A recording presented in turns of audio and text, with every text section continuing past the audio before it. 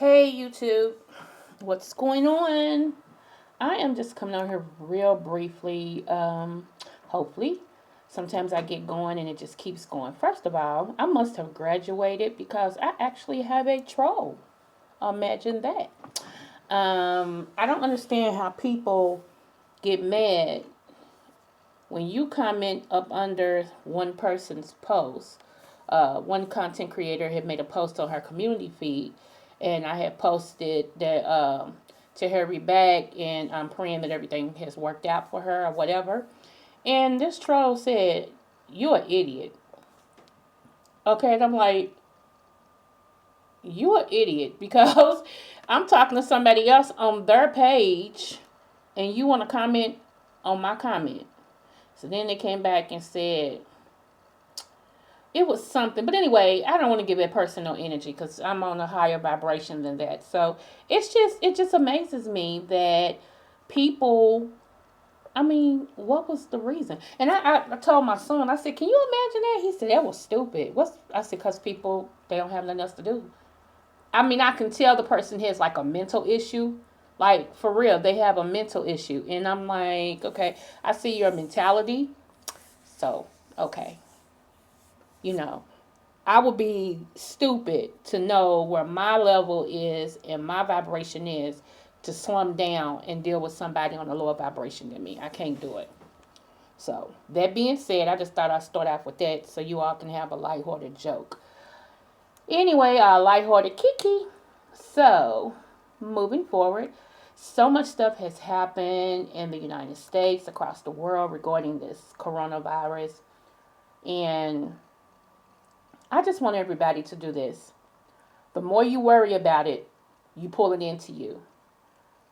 The more you enjoy life and have laughter and have joy and have love. The Bible states love covers a multitude of sin, okay?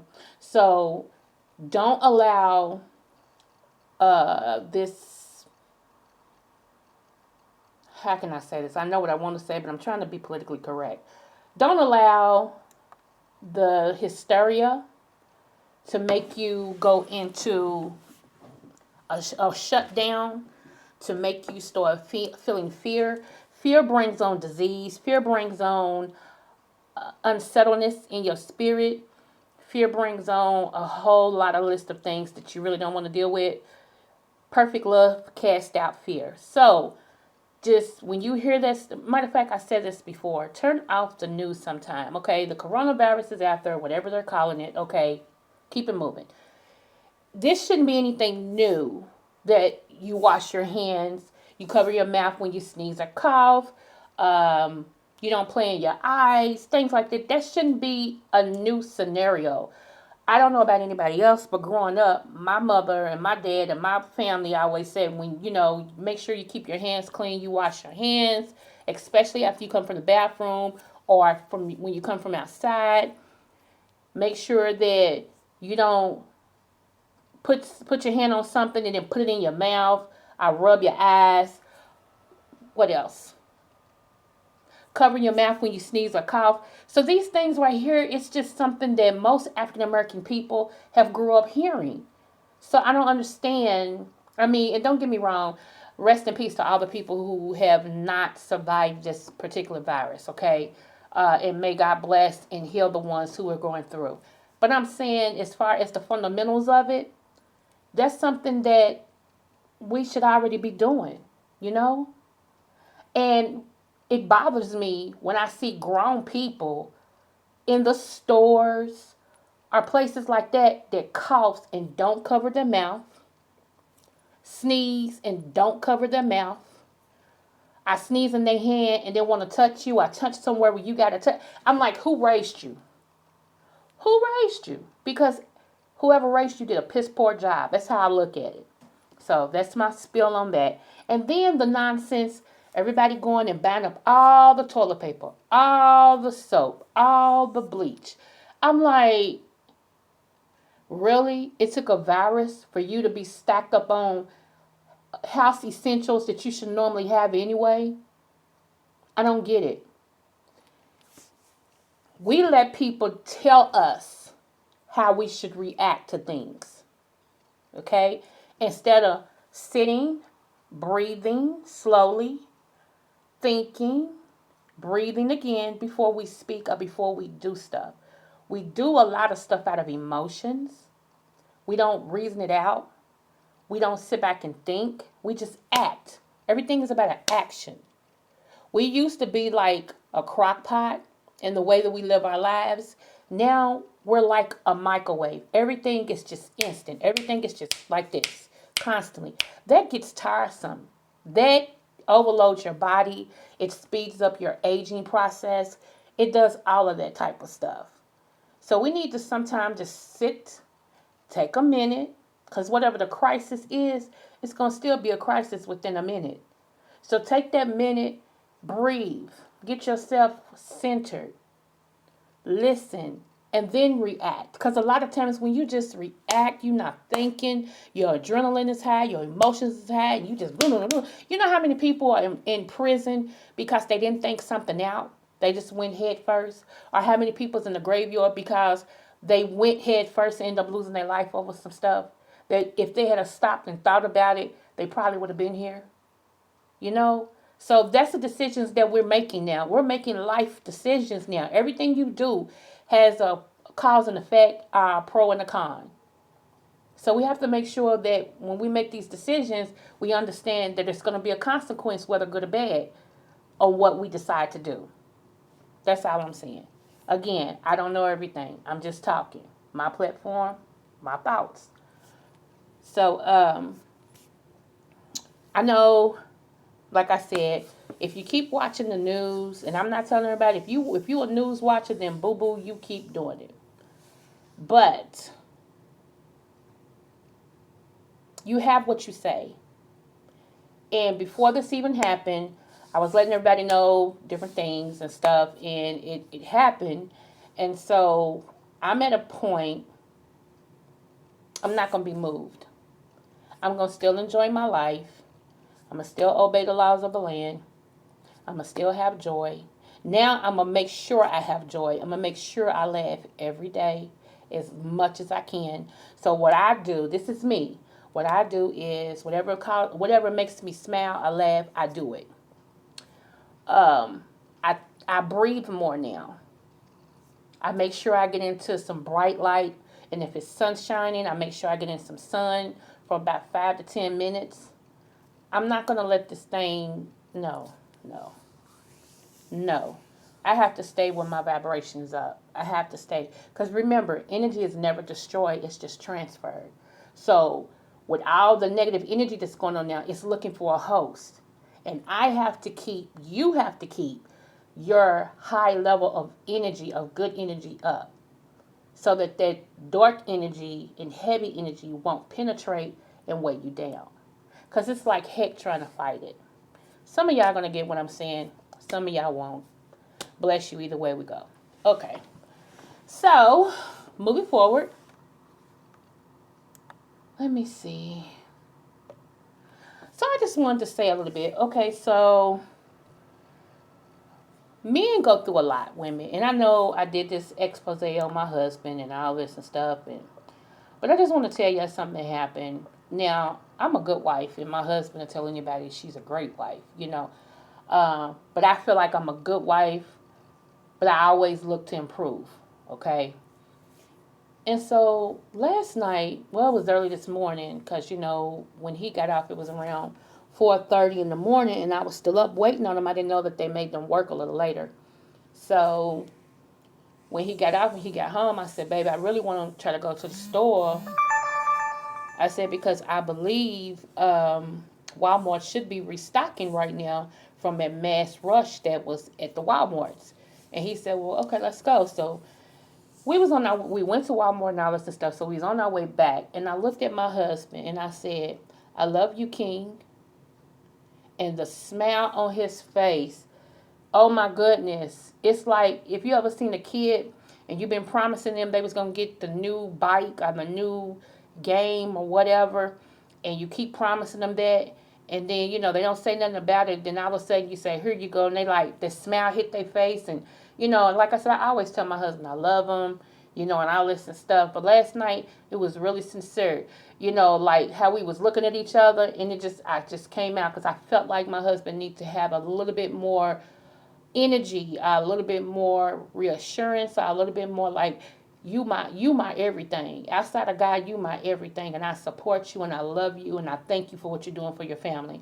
Now, some women might say that sounds weak, and it is what it is. If you think it's weak, then it's weak. Don't you do it.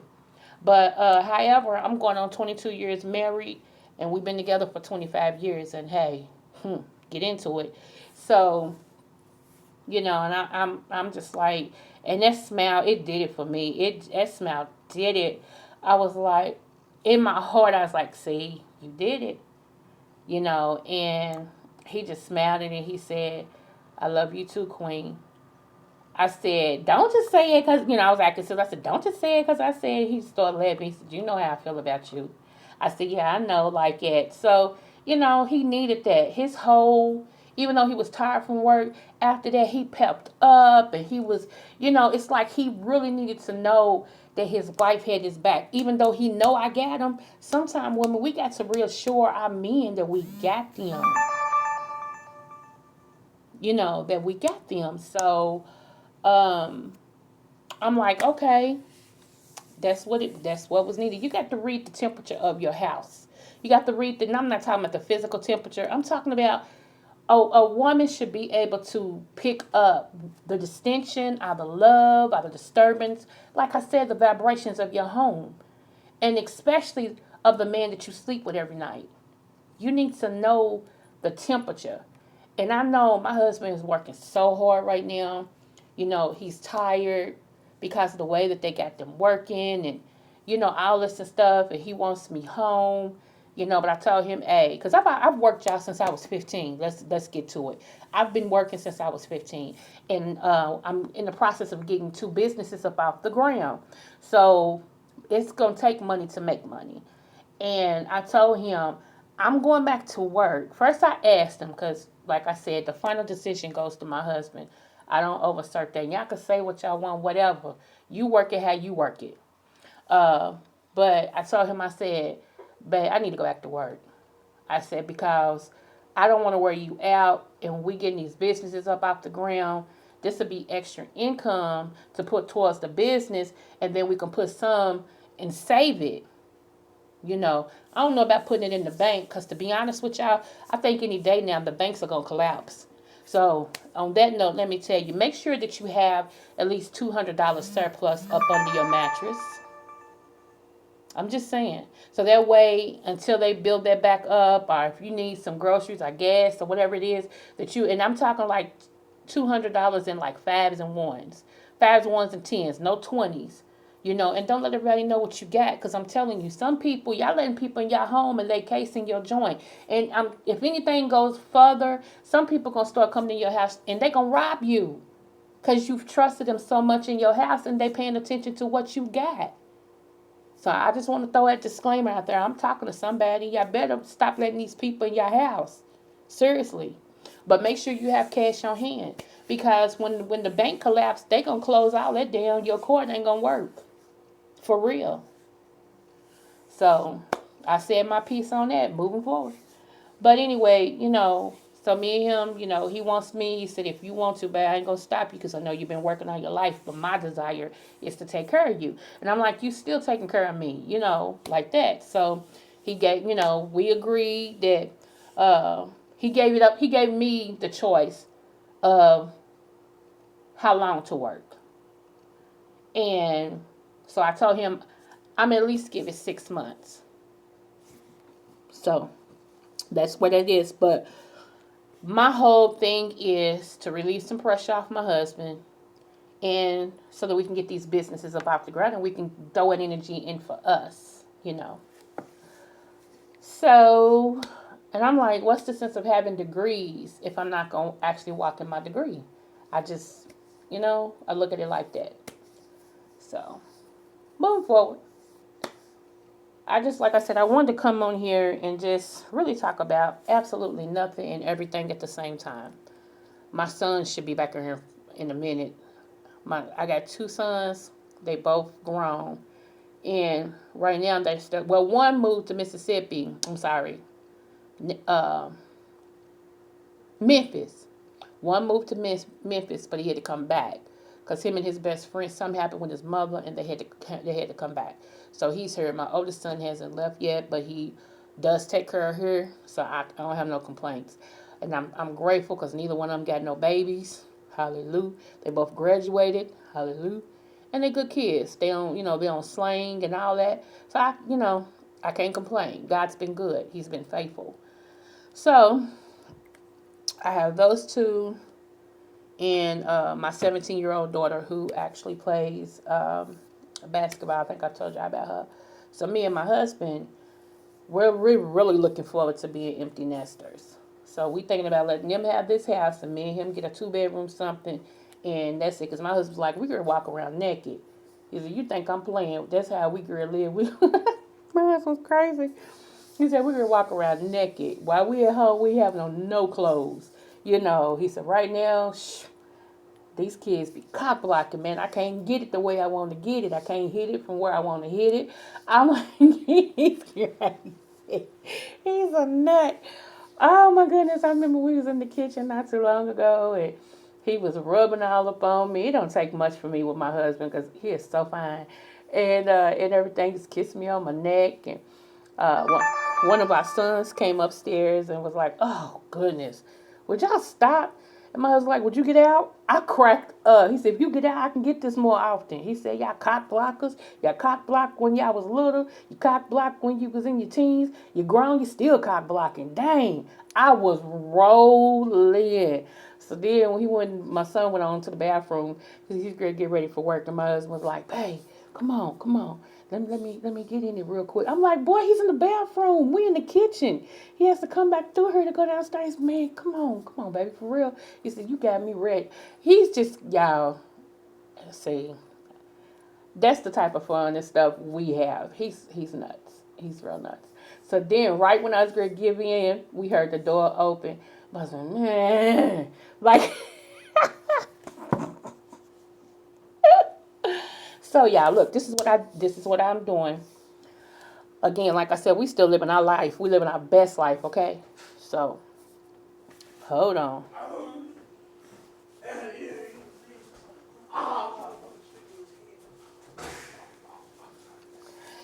Yep, I tell you, that's what y'all hear. My sons coming in. Give me a cup of water. I mean, not water, ice. Okay. So anyway, uh, I surprised him. I can't give it to him until next weekend. So it's gonna be real interesting. It's gonna be real interesting. I can't say too much about it at this point, but it's gonna be interesting. So I'm gonna get out here until later because I am gonna come back with another story. I know sometime on Friday nights I do like nice stories, so I am gonna come back on here because it's something I wanna give y'all explanation or tell y'all a little bit more about. Okay, so just remember, do what you were taught when you was kids. Wash your hands. Don't sneeze in your hands. Don't cough in your hands. Cover your mouth. You know, that's that's it. Don't wipe your face and you ain't washed your hands. Don't dig in ice and all this and stuff and you ain't washed your hands. That's nasty anyway. I don't get it. So all right, y'all. Love y'all. This is Coco. I'm out. Smooches. Oh, and by the way, thank you all who has subscribed to me. Like, subscribe, and share. Bye.